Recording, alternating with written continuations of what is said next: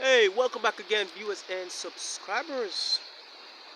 In this video, I want to be speaking on the plant Justicia secunda, also called bloodroot, hemoglobin plant, St. John's bush, and in the Caribbean Barbados, sanguinaria, and Venezuela also sanguinera. And it's a plant that is utilized for its use in treating anemia, right? Boosting the blood levels. Also, from research of late, I've come across it there.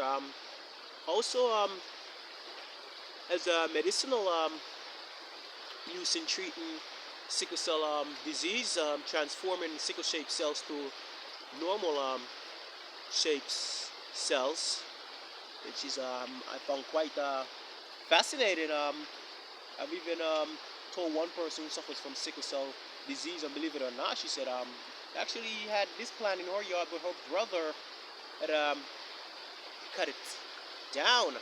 She didn't know that it treats sickle cell, but she says it was in her yard. So I'm like, man, you see, this is the ignorance, right?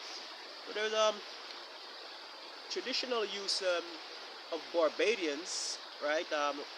They make oral decoctions and infusion of this plant to treat wounds, for wound healing, abdominal pain, and also to start menstruation. So if you have absent periods, this plant is pretty good for you. So it's also an abortifacient, or as they would call it in herbal medicine, emmenagogue.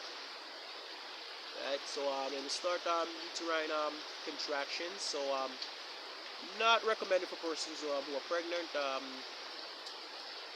If unknown to be pregnant, might just be your bad luck, and just cause you to abort the fetus that is developing. Um, Also, it's used by Jehovah's Witnesses in southern Nigeria, Congo and Coitre in Africa. The Jehovah's Witnesses make a decoction of this plant to treat anemia, or give your body a boost in blood. Wow. So when I first read that, it's also called Jehovah's Witness plant bush. I'm like, why would it be called? Then I'm like, right. So their religious belief is that no blood transfusion. Goes back to the scriptures where it says the life is in the blood. So you should not be consuming blood. So they use this plant instead, because there have been ethnobotanical studies showing that it does improve the hemoglobin levels of the blood. So this is also called Jehovah's Witness bush plant. Wow, that's quite amazing, isn't it? More and more you read, more and more you research, you find a lot about these plants, and even confirming their traditional uses out of clinical investigations, clinical studies, the test tube studies, the in vitro studies, the in vivo studies. Is when we advocate the use of herbs and medicinal plants, we just want to just talk because it's a bit of tradition, been passed down. But the evidence, you want to go and find the evidence based studies, research, the evidence hierarchy. You want to use evidence is highest quality, that's in line with the evidence hierarchy, that pyramid. Right? It's usually found near rivers, gutters, like here. And, I'm in Calder here, a place called Chile. Right?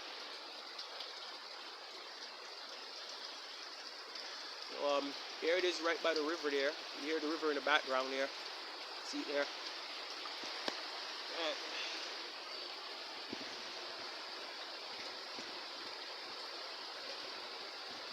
Yeah. Also, it's anti-inflammatory.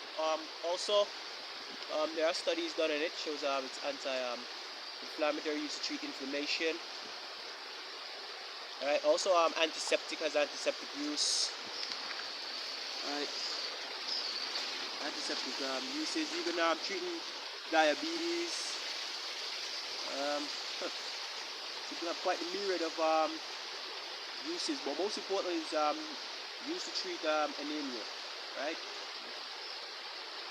Don't remember anything I said, just remember that one. Used to use blood levels. Your blood is low. Like a friend of mine recently did say, his blood is very low. He's weakened. So I said, I'll get you this plant. Make you an infusion of this plant. Quite lovely there with the red flowers there, belonging to the Acanthacea family.